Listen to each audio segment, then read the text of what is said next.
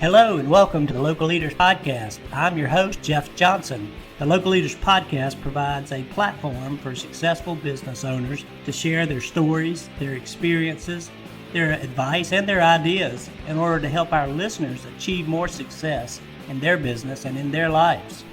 Get ready, another great show is coming up.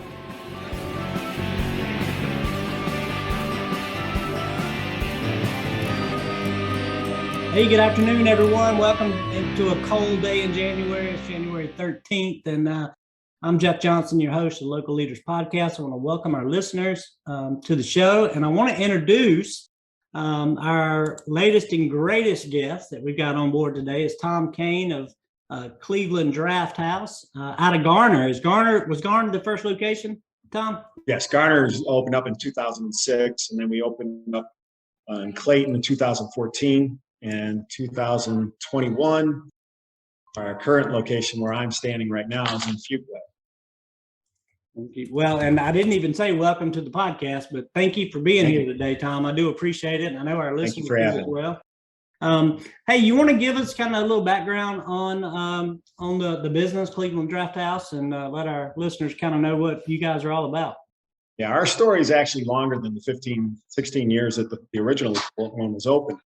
I was a member partnership in Wake County, North Carolina, and we had 5 restaurants going in. And I met gentlemen, Scott Joseph and Steve Mincy, and they were in the tech industry. And in the early part of the century here, the tech industry kind of started going south. The bubble burst, and they were looking for something to do, and they thought that they really wanted to be in the restaurant business. I spent a week trying to talk them out of it. I took them to the different locations, and we went through each one. And after that, they said, we're still going to do this against my better judgment and their better judgment. They did. So they went off and developed a business plan that was based off the 5 restaurants that were in Wake County. And that business plan, they went to shop different banks. The bank said, we're more than willing. We like your business plan is wonderful, but we want you to have somebody who's got restaurant experience.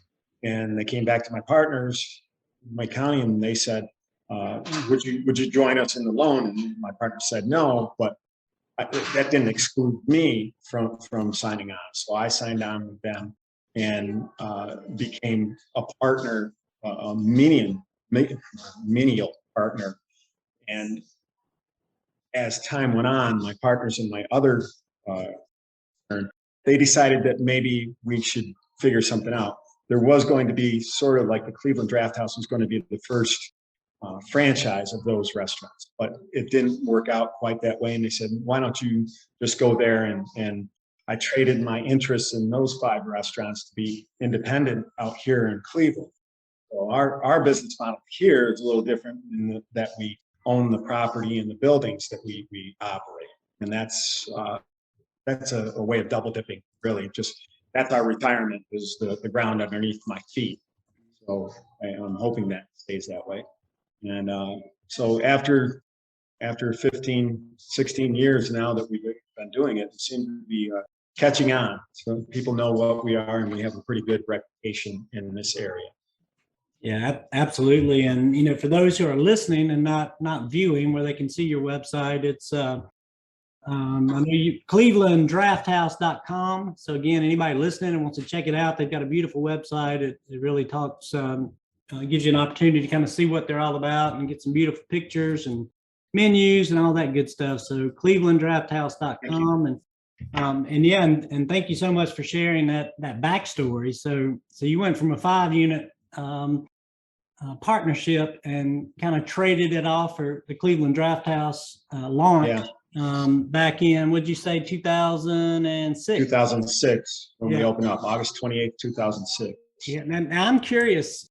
You ran that one, and when did you open Clayton? How many years later? 2014. We started looking at a piece of property in Clayton, and then we were very, very close to signing getting a note for the new property. 2008 happened, and the bubble burst, and a lot of bad things happened with the banking industry. So we kept in touch with the company that owned the business or owned the land. And lo and behold, 5 years later, they said it was still available. We had been talking with them, and then we went to a couple different banks. The bank that we used decided that they didn't want to take a chance on another restaurant. They specialized in medical industry, and we were the only restaurant that they had on their books. So politics being part of the decision, they decided that they weren't going to restaurant loan. So we found another Yadkin Bank. Now it's First National, and so we've been with them since then. Well, that's obviously a hurdle. And after 2008, the banks went dried up, and they didn't want to give money to anybody. So you probably weren't alone in folks having to kind of search. But I'm glad you found it. Hey, I'm curious though. So earlier on, you were kind of ready to go to that second unit. We've got a lot of listeners who are single unit operators and trying to get to the point to where they're comfortable moving forward to the second location. How did you know you were ready? That's a really difficult question to answer. I think it was more a wanting to grow than knowing that we were ready. We felt ready because we had systems in place that we had developed over the first few years of being open, and 2 years being open. And having watched my original partnership grow from 1 restaurant to 5, and they went on to open up a couple more. We knew that it was possible and that it would be something that we could do. And we were able to talk to the original business plan was invaluable. So having a really, really solid business plan to go to a bank, great. If you can finance it yourself, that's great too, but most people can't do it. So we had a really solid business plan, and that was easy for the banks to look at. Well, that I'm sure made a big difference, and plus you had a successful business, in that location, and so many people struggle with kind of getting out of the day-to-day running of the business. They struggle to be able to figure out how to expand it, and I think you hit the nail on the head because you said you had systems in place, and I think that's a foundational piece that you got to have, and you got to have people as well. So I'm sure you had a good team behind you too. Well, yeah, and we were able to take people in place already, move them up the food chain. Front of the house manager, bar manager. We had those place already, so that made it much more convenient. So, and I haven't been in the business for quite a while. I had connections, and we were able to hire a management staff to start the location. And much the same way on this third location, connections that we already had, we found ourselves a management team. Some of them already with us. Brian, my kitchen manager here, has been with me for 14 years since he was 17 years old. Or he's actually 32 now, and with us a while. And he just excelled, and he's done a great job here in the Fuquay location. Started off as a house of fire. We've experienced a little bit of COVID hesitancy in marketing right now. Yeah, that'll come back as people get more and more confident in the safety coming out again. Yeah, absolutely. That's certainly a topic I want to touch on in a minute. But first, let me just back up a second, because we talked earlier before we got on the recording about your partners and kind of the. It sounds like it's a perfect team because you're covering roles and responsibilities kind of across the entire enterprise of what you need. So can you just give us a little feel again for who does what? Well, as you can guess, I'm the operations guy. I'm the guy that's run restaurants. I'm 45 years in the restaurant business. My partners are tech industry, Scott Siemens, and he had a large background in fixing equipment and things like that. So he's taken that lifelong passion of fixing equipment, and he comes and he fixes all of our refrigeration on the line, on the roof, and he does that. My other partner, Steve Mincy, was a project manager at his last job, Nortel, and he excels at doing bookwork, and for lack of a better term. So he does our books, which has become much more involved ever since we came up with the Obamacare and things like that, and have just added to the administrative responsibilities that are today's reality in opening any. Well, as you grow into, a bigger, more successful business, you've got more demands for things like that, and it gets tougher and tougher. I did break up for just a second when you were mentioning your tech partner who does all the fixing around there. Can you share his name one more time? His name is Scott Joseph, and he's very adept at anything mechanical. Really good. He fixes phones for fun. That's normal people don't fix things for fun, but he's able to work things. He's got a really good working knowledge of almost every piece of equipment in the kitchen. So anything that's gas related or refrigeration related, he's able to. He can look at a YouTube fix it video, and all of a sudden he knows how to do it. So he's saved us untold amounts of money in doing that. Well, I want to make sure we gave him an equal shout out. So Scott and Steve both, are awesome to have, and it's great to have a team like that, because one person, trying to do operations and marketing and accounting and all repair and tech is really difficult. You mentioned our website. We don't pay a large concern to do our website.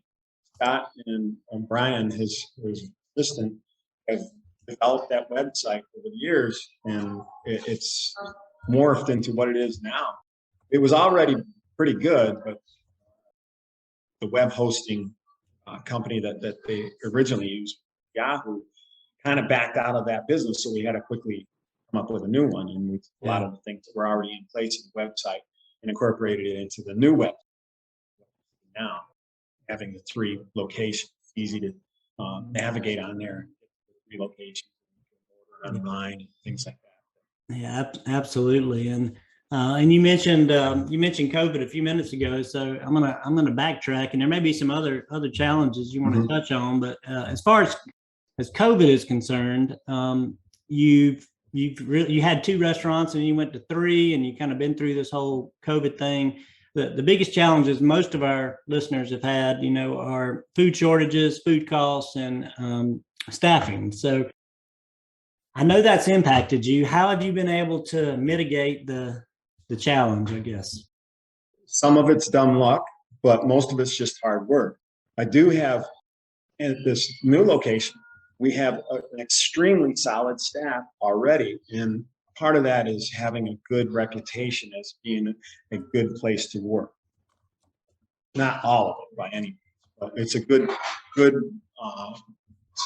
People knew of us and knew that we were a place that treated people well. We don't pay the most in the area, but we are very loyal to the staff that we do have. That's been helpful. Supply chain, we've had all sorts of little ups and downs, things that are available, not available. You just have to adapt and overcome. You got to be the Marines.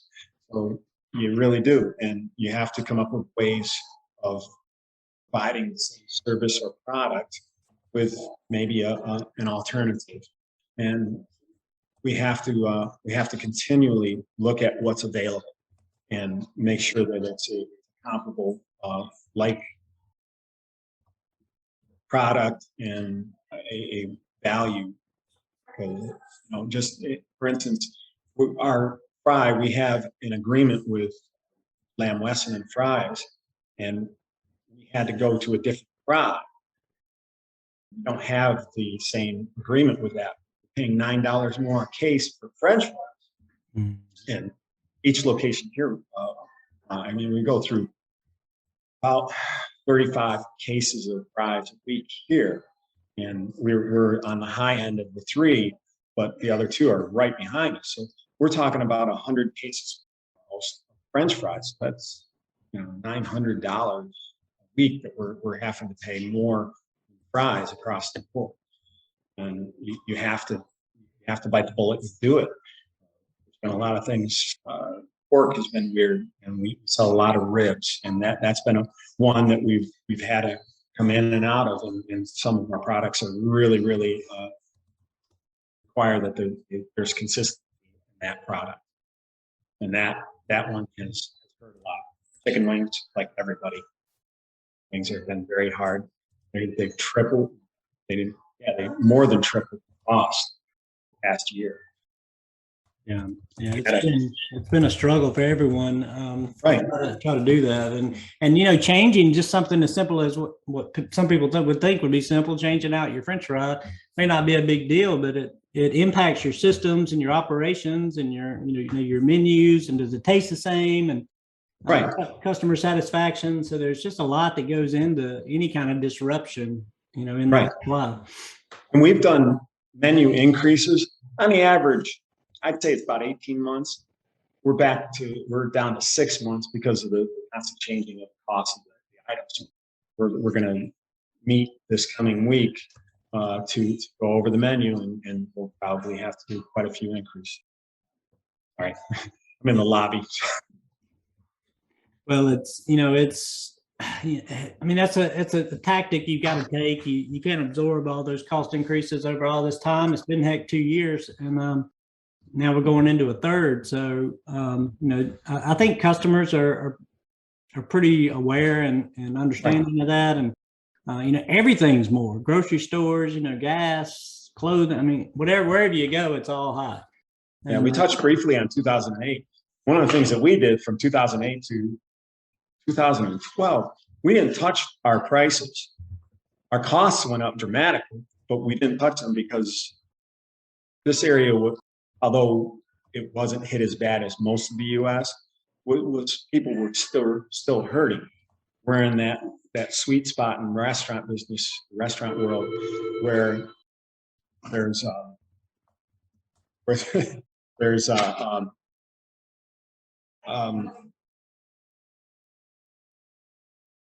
but we're where the people that were spending the high end dollars, they were coming down, and people still felt comfortable coming to us in the lower income blue collar area. So we were able to survive the tough years by just being in the right location, right level of restaurant. Yeah, and having your operations being efficient enough to handle those cost increases and not have to pass it on, is a testament to your ownership team, and and supporting your community, which I know is important. For any restaurant owner out there, you got to be a part of the community. Hey, any other major challenges or hurdles along the way that you care to share with us?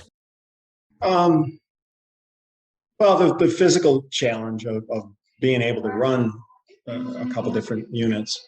When you go from having just 3 managers and me, I will pretty much operate as the GM. One is out, it doesn't hurt so much. When you have, right now, we're going through,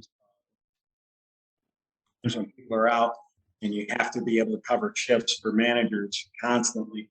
With 3 locations, we're at 14 managers now, and with COVID and all the like, everybody's hypersensitive to whether they're fit to come to work or anything now. So nobody wants to come to work with the sniffles.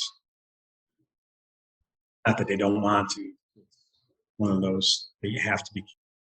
Yeah, it's really a fine line that you walk, especially being in the food service business. Correct. You definitely don't want sniffly people cooking Right. and serving. So, Mhm. but it's, I don't know. Right now, we're back in a surge, I guess we could call it, and it seems like everybody I know is around us is sick. So, Right.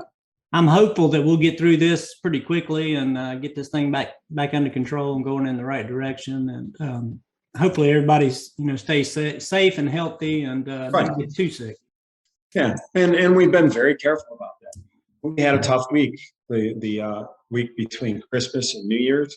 Yes, sir. We had quite a few people out, and it's just the reality of the day and the time and the illness that we had. So we did everything we could and kept the doors open and kept people safe at the same time. Yeah. Now, hey, let me ask you, how many? I'm just curious. I'm looking at the website while we were talking, and I just wanted to get a feel for the size of these locations. How many tables do you have, or how do you kind of measure your size and physically? Well, okay, there's a couple different ways that we do that. Of course, the physical size of the building, the building in Garner, the first is 7,400 square feet. And then our second location, 11,400. And the third location did something different. We took over a Golden Corral and converted it. The building just sets out almost exactly like our footprint that we have at our other buildings. We just converted it to what we do, other differences, but that's right at 11,000. We have over 300 seats. We have a private dining room here that's 60. And then at Clayton, we have a private dining room that so that changes the dynamic of how you do things, having a private dining room and doing events and birthday parties and things like that. 50s and 70s on Friday nights. Yeah. Yeah, that to me, that's a big building, a big location. Yes. And you've got I'm sure a lot of employees requires a large staff to be able to support that. And what are you up to? Well over 100 employees, I'm guessing, 150 maybe? 185 last, right at 60 at each location. This location has about 70, and Garner is closer to 55, but they're 60, and we have quite a few. And in today's COVID environment, it's a challenge. The more you got, the more trouble you have. The more shifts you're catching, the more bouncing and changing, and and having people that are they connect outside of work. Well, guess what? You get small pods of people that are out together, and fortunately, it's only 5 days this time, not 10 days, and then hope you can come back. And for the most part, people come back strong, not beat up bad. Well, that's good. I noticed, when I go to the website, first thing I see is a huge number of taps, a beautiful bar with just looks like a ton of taps out there. How do how's your business in terms of revenue between, alcohol and food and things like that? What are you more known for as well? I'm connected most of the Fuquay location right now. And what's really strange to me is that we're doing about 75% food, 25% alcohol, which just shocks me that we have not developed more of a loyal bar business quite yet. The other two are right at 60-40, food and alcohol sales. And Clayton probably is a little bit stronger in the alcohol sales by a percentage, just a few points here and there. Yeah. But it's the reason that we're a draft house. We've got 50 here and 70 in Clayton, and then we've got the 42 on Highway 42, which first one, we wound up with 42 tapped on Highway 42. And it was just we didn't even know we did that until somebody did a story and said, well, they have 42 taps on Highway 42. So when we opened the second one, it's right off of Highway 70. So we said, Guess what we're going to do? We put 70 70 taps in there. This location is right at 401, so we went with 50.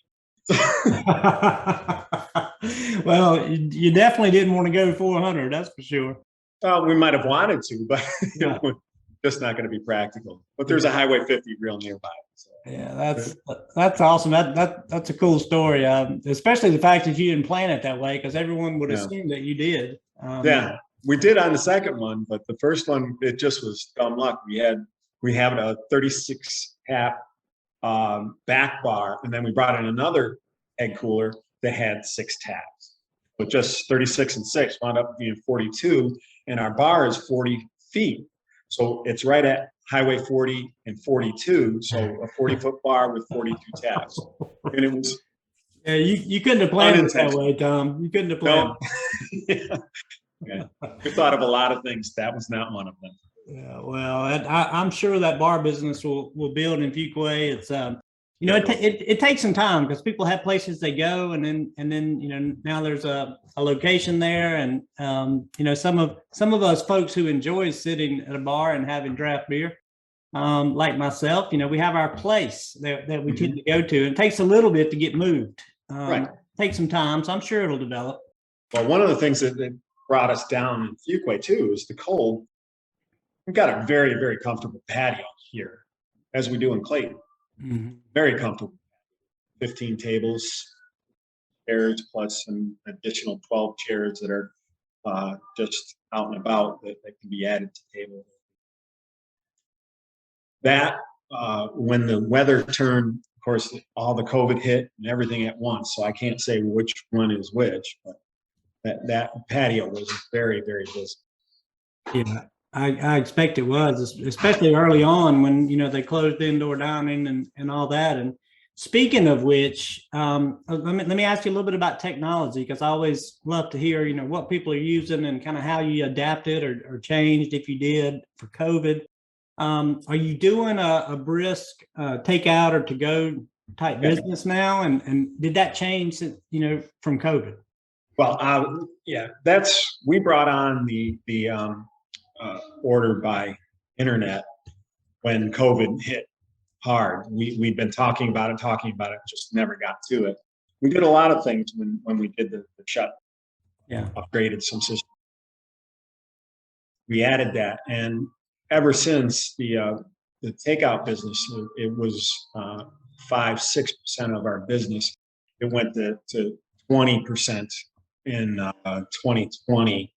Stayed pretty solid right up until the beginning of 2021, where people started feeling more comfortable coming back in.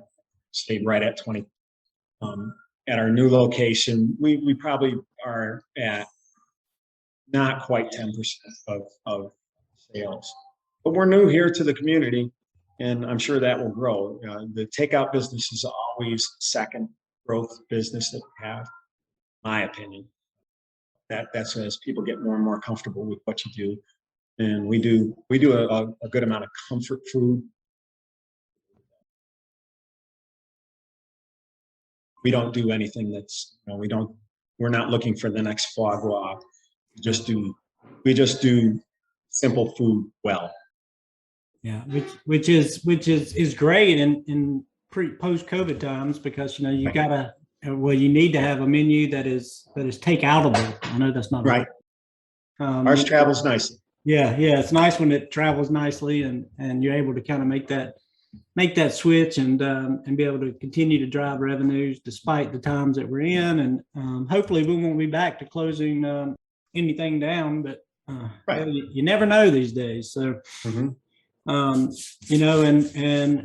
we may hopefully you guys are going to have a big weekend, because I don't know about down your way, but over here 60 miles west of you, we're looking for snow this weekend, which we don't get often. Yeah, below 15.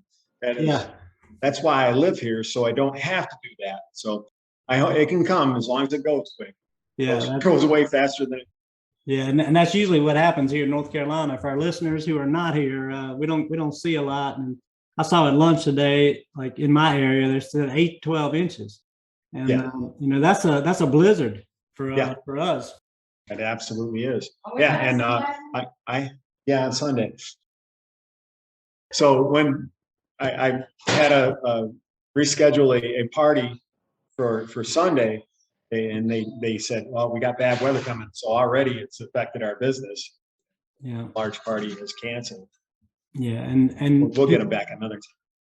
Yeah, and just speaking of that, folks that are in the area, they're looking for a great place for food and drink with great people, and you have a larger party, you're able to accommodate them in those large buildings that you have at Cleveland Draft House. So don't hesitate to contact these guys, Tom and any of his team, to book that next big event, because they're waiting on you.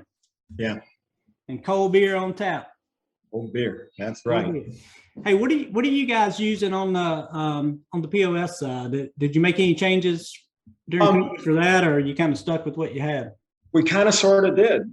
As we opened up the Clayton location, we chose to go with restaurant manager. We were using Micros, and Micros builds an amazing piece of equipment. It was a tank. It lasted 12 years before we I guess it was 8 years, but we chose to change it, and then we kept some of the equipment and reintroduced it to the restaurant manager, which is not a proprietary system, and they were able to integrate the Micros terminals into that system. But it saved us a tremendous amount of money, and that's why we chose.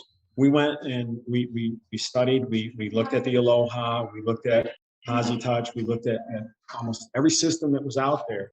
It came down to $1 and cents, and the restaurant manager is very functional in the back of the house. Very easy to change items and look things up. Get any report, 10,000 reports, possibly come up with a reason for all the reports that I have access to. So, and the front of the house it's very functional. It's very similar to the Micros. So there was the change for the long-term employees was very quick. So, most systems are very similar, but these two are almost identical as far as use. Well, that makes a big difference. And today, especially on the front of the house side, we tend to have younger folks who are involved in it, and they don't have any problem, Right. They grew up with a computer in their hands. Yeah. Now you and I might be a different story. We have to hunt and peck a little more, and where's this and where's that. Yeah. But POS systems do all mostly operate, very similarly, and it's just a matter of figuring out that particular one. And now with Restaurant Manager, are you is that where you're driving your online ordering from, or are you using a third party for online? Third party. Okay. It's a third party. Yeah, I'm just curious. I know there's a big mix out there of people who use the POS's online system, right. And then there's a lot of others with third party. A lot of using Pop Menu and Bento Box, for their website and do their online ordering there. So just trying to throw ideas out at our listeners. If you're kind of looking at different things, there's a few names. You mentioned several of the POS systems, so it's always good to have options and choices. And it just comes down to what do you need it to do. And cost, at least from my perspective, that's kind of. Well, cost was the deciding factor in going with that. It's a third the cost of the Micros system. Micros is a great system, but it's very expensive, and they were taken over by NCR, and so they're totally proprietary now. So that you have to use everything that they say you have to use, including. And one of the things that we chose Restaurant Manager for was that we could use our credit card carrier, which is another expense that nobody thinks about, but it's a big part of your business. And well, guess what? Now we did, after a couple of years, 2 years ago, they decided that we needed to use a certain carrier, which worked out really well, and because the cost was comparable, actually a little bit less. And we already had a very, very good deal. Yeah, yeah, and that's a key piece. And a lot of times people coming into the business, they don't think about what that component or that cost looks like. But for a low margin business, if you're bringing home 10% or 15%, whatever your number is. 10% is a good month. Yeah, if it's 10% you're bringing home, but and you start looking at those credit card processing fees at 2.5%, 3%. That's a big chunk. So absolutely is. Yeah, just another cost to have to manage, and that is part of your consideration in the POS world. You need to look at that processing piece as well, because many POS providers will lock you down on your processor. You don't have a lot of choice, which limits your ability to negotiate, I think, in some cases. Others are more open and flexible. So just something else to think about, listeners. Lots of stuff. Yeah, when you open a new place, you find out that everything costs money, including the air you breathe. Air is not free, because you're circulating the air to get it into your building. And if one unit goes down, it changes the way that the customer thinks right away, very quickly. Yes, sir. Yeah, you're exactly right. So let me ask you, I know that you're on the operations side. I love to ask people about marketing and kind of what you're doing and what's working. And today, the majority of the answers are, social media, Facebook and Instagram.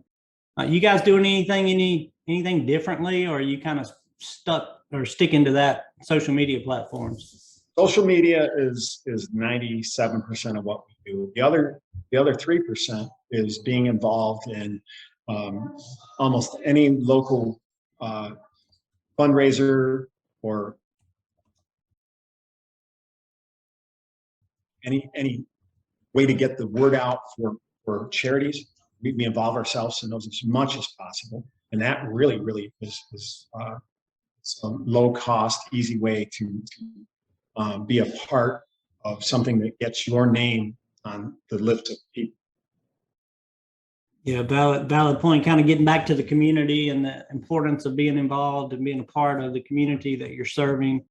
I think that's a big issue, or a big thing, positive thing that any restaurant owner can do, is to be a part of that local community and support it. The best operators seem to be very involved. So I'm sure your communities appreciate it, and as you expand, then you've got more communities to be involved in. So it's a continual work in progress. And on the marketing side, we've seen over the years that social media has taken over and kind of dominated, and most of our successful owners, operators are doing very similar things to what you guys are. And do y'all have an outside agency or help with social media? No, we did, and we found out that what they were doing was ineffective. There was a lot of it, but it just wasn't getting to the people. So we pretty much put that back over. There is, they do, the company that we're using does still monitor our Yelp, Google, and all the critical companies that do all of your reviews. They check all of those. Yeah. So if something comes up, they definitely alert us. And so we're on the very low end of what they do there. So from your social media standpoint, do you have someone in the organization that kind of manages that for you, or is it a collective of everyone, like posting? It's a collective, but mostly GMs at each location are responsible for putting out information and getting interest. The interest in the Fuquay location before we opened was phenomenal. I would just put in, a couple words, and I'd have 150 likes in 10 minutes, which on a business Facebook page, that is unbelievable. Yeah. So people were very anxious for us to get our doors in. And that was obvious in the first 3 months we were open. Yeah, it's great to see that, and great to see the community accepting you and supporting you. And we encourage all the communities that you guys are operating in Cleveland Draft House to continue to support Tom and his teams as they go about trying to make your life just a little bit better with some great food and great beer and great service. So thank you all for that. Thank you, Jeff. Oh, no problem. We love to be able to reach out to people, and of course, you're going to be, we're going to be introducing you to people that haven't had the chance to join you guys as well that are in the area, or people that may be visiting the area. We love to encourage them to come visit and spend a little time with each of our guests and enjoy the great food and great times that you guys are delivering. And I know your team's working hard to deliver, especially these days. So we want to give a shout out to everybody. And thank you. Your team's doing really good too. I understand this is the 100th broadcast. Oh, yes, sir. Yes, sir. I'm honored. Yeah, you are. I thought about what can I do special for my 100th, our 100th podcast guest, and frankly, I don't know, Tom. I got to come up with something for you. I don't know what it's going to be. You're a moving advertisement, so I really appreciate it. And I appreciate your time. Yes, exactly. And our listeners have been great. Being able to hear from people like yourself, and learn from the things, learn from your experiences and the things that you've been through. We get different owners, founders, partners, management teams, who serve different functions. Across the business, and it takes a village to kind of run a successful business. And we're just thankful that you were able to take some time with us to share your thoughts and ideas and background and some of the things that you all are doing. And as we kind of work toward a close, I did want to ask you if you were talking to yourself back in 2006 or before. Well, actually, you had the 5-unit location before that, so maybe we got to go a little further, Tom. Sorry about that. We might have to go a little further, but I'm thinking of our independent operators out there, owners who have that one restaurant and would like to be able to grow it. Any words of wisdom, advice, counsel you might give them to kind of get them over that? Yeah, I heard somebody on a previous podcast of yours say that don't ever not listen to advice from especially people who've been doing this a while. And I was very fortunate that man, Jim May, kind of took me under his wing. And when he opened up Harrison's and I became a partner in there, and he's no longer with us, but he's kind of a legend in the Wake County, Central North Carolina area. He just was a great teacher, and learned a lot from him, without a doubt. Taking that knowledge that I built on, and I also want anybody. So often people will come out and they have Aunt May's baked beans recipe, and they think that they're going to open a restaurant and sell the greatest baked beans in the world. It's just not enough, and knowing the ins and outs of the business is very important. So you're going to do it, go work at a restaurant. If you have no experience, and even if you're just cook or just a bartender, still have to spend time in all aspects of the restaurant. I started as a dishwasher in 1976, and I worked my way up through every conceivable area of the restaurant. That's what has given me the experiences that I have, that I can share with other people. And when somebody makes a mistake here, I say, I love mistakes. Won't ever do it again, but I love mistakes. But we learn from mistakes, and that's a great way. And I tell them, you probably can't make a mistake that I haven't made. I may be upset with you when you do it, but you're going to make mistakes, and you learn from it. That's the difference between a good employee and a great employee, a person who learns it the first time. Yeah, you're exactly right, and that's actually quite a bit of good advice for any would-be entrepreneurs wanting to kind of come into this space. Restaurant business is tough. all businesses are tough. Restaurants are extra tough, Right. I think. And there's Yeah, so there's many so moving. many. Yeah, the restaurant business isn't just bringing food to the table. It's not just pouring a beer. It's not just. It's everything, and you have to know how to fix things. You have to know how to find what's broken, and you save yourself a bunch of money when you don't have to call the refrigeration guy because the breaker. And, and you've got to look at it. Is there an exposed wire? Is there something else? And you'll save yourself a whole bunch of money by being very adept at troubleshooting everything and having a bunch of great people that around you and recognizing the people that work for you. That makes a huge difference. Surrounding yourself with people who buy into your plan, and that takes personal charisma and experience. So people understand that you're giving them good direction. I'm managed probably 100 managers in this area that have gone on. That's it. The people and the knowledge.